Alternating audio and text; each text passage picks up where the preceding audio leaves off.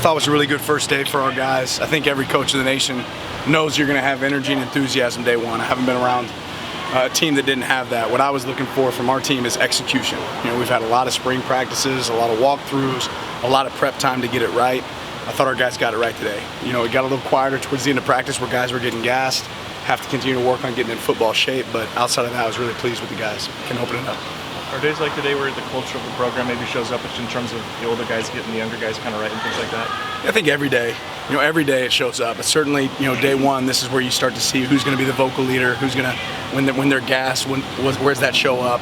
But I thought it did. I thought it showed up today. Ches said that he was challenging Evan in the spring to be a more vocal leader. Have you seen that this offseason and today in practice? I think it's a little early for that. We got to go watch the film. I think there's multiple guys on our team that could have, a bigger role from a vocal leadership standpoint. But, that comes with performance too. And this is day one. We don't have pads on yet, so there's still a lot to be seen.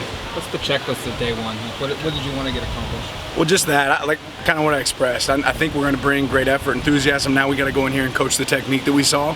But I wanted to make sure we're not walking out here and running 15 defenses that we can't run, that we bust every time, or 15 plays on offense that don't work because we're not running the right route, we're not blocking the proper guy. And I didn't see that today. I saw guys execute at a high level, which is the expectation. What does Derek Harmon bring to your defensive line group? Say it again, I'm sorry. What does Derek Harmon bring to your defensive line group? Yeah, Derek brings great experience. He's an explosive player. I've been really impressed with how quickly he's picked up what we do and how well he's able to execute that. He's been a good veteran presence for that group. And having some other guys in there that are veterans, whether it's Keon or some of the other guys, Omari coming back with more experience in year two, Michael Gardner, and then combining that with Jamari, I think that's a really good mix of players that can help us. That same train of thought, what's it like having Patrick back? What does he bring to that tight end? And maybe just 6 years in general. Yeah, Patrick is steady Eddie. Pat, every day he comes out here to work. Humble attitude. Has a goal for himself to improve, but he's a team player first, and he's always coaching. It's the thing you'll notice about Pat is if he's not in the drill and there's somebody else going and they come off, he's giving them a coaching point. He's giving them a directive of how they can improve, which is really impressive. What was the recruiting process like with Harmon? He comes visit his first time from assistant. Yeah, I can't speak to his feelings or what that looked like other than I think there was a lot to offer, and he has a lot of other things, in his life that he dealt with that I think were factors, whether it's, health of his family and things like that played into first time saying maybe I'm not ready for this move, and then after reassessing it, realizing that this is the opportunity he wants to take advantage of. What makes Brandon Johnson coming in at that spot then?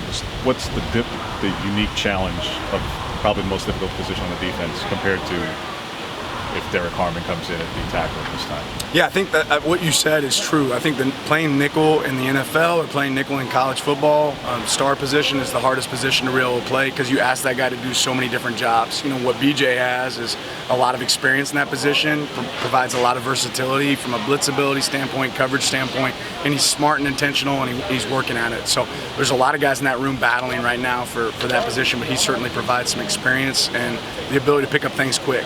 That's what I've been impressed with our guys is how quickly they've been able to assess and execute what we're asking them to do. He was saying schematically that you guys are quite different than what Elko is running there, but to the layman, how similar, how much carryover, even terminology-wise, is there, or is these just two completely different? I think we are. We're two different systems for sure. But that being said, there are some stuff that is carryover, and him being the player he is and the intelligence he has, he's able to execute that. I know it's still early, but someone like Sione, what do you see from the spring, this offseason, and kind of how he's going to just constant growth from Sione. He's picking it up day by day. You see him start using stuff. We give players tools for their tool belt, right? And we have expectations they can use them in certain times. So he's starting to become that guy now that realizes, okay, I got a certain split from 1 and 2. I'm going to use this tool that I have. And that stuff's starting to show up. That didn't show up in the spring, but it's showing up now. You brought in a lot of experienced guys in that defensive backfield that are new. Has that already shown their experience? I know it's the first day of camp, but just through the offseason and then today. Yeah, probably too early. I do think that it's clear that we have talent and depth at that position, but probably too early to know how that experience is going to play out in the field. We saw on social media earlier this week Johnny getting his driver's license. Yeah. In that tweet, it said you were a big part of that. Just kind of want to ask your experience with that and what that's been like. I was worried for a while we weren't going to get it. We've been working on it for a while. It's something that, talking to his mom and talking to him in that process, he's a guy that's coming from the middle of Brooklyn where he's riding a train every day, or he's in New York, and it's not convenient necessarily for him to learn how to drive, and that was definitely one of our goals when he got here. So proud that our player personnel staff did a great job. Carl Holmes spent time with Johnny. Johnny took the time to go learn. and I'm glad to see him be able to execute that goal. It's a good practice for teaching your kids to drive one day. What's that? It's a good practice for teaching your kids to drive one day. Yeah, someday I might have to teach my kids. My oldest is 14, so I guess we're a year away from permits now, so we'll see how that comes. In the spring, you had split up personnel groups accordingly, kind of mishmashing a bit. As you get started here in camp, when will that transition be to more ones, twos, threes, etc.? Yeah, we'll assess it as we go through camp. Like right now, I think it's more important that we're getting reps with multiple guys. Same thought process. Like for us, the reason we do that is so we can get a lot of people working with a lot of people, right? And a lot of reps on the field. We did more two-spot work today than we've ever done in a first practice for us in the fall. So what's that mean? Instead of 44 guys getting a rep because the ones and twos are going, we got 88 guys getting a rep, right? So that's really beneficial to us. At some point, yeah, we'll start to break down into more of a ones and twos group, but we're not to that point yet. You talked about growing the staff and being able to develop coaches. How valuable is that, like, in that instance of being able to go to 4 groups at once and yeah, be able to scout it? We got 130 players, and before we were doing that with 10 coaches, some GAs, and myself. So now having more guys that can be able to be hands-on is really beneficial to us in our development and those coaches' development. You mentioned the kicking game in an area and special teams to improve.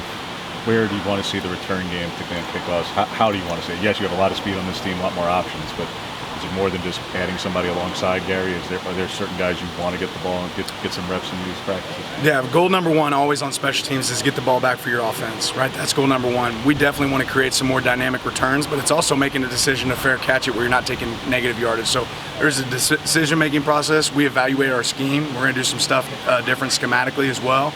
And then it's going to be based on the guy that we're going against that can kick it. If he's kicking in the end zone, that's going to change your thought process. But we definitely have more talent that we can use in that room and put back there to create a little bit more of a dynamic return.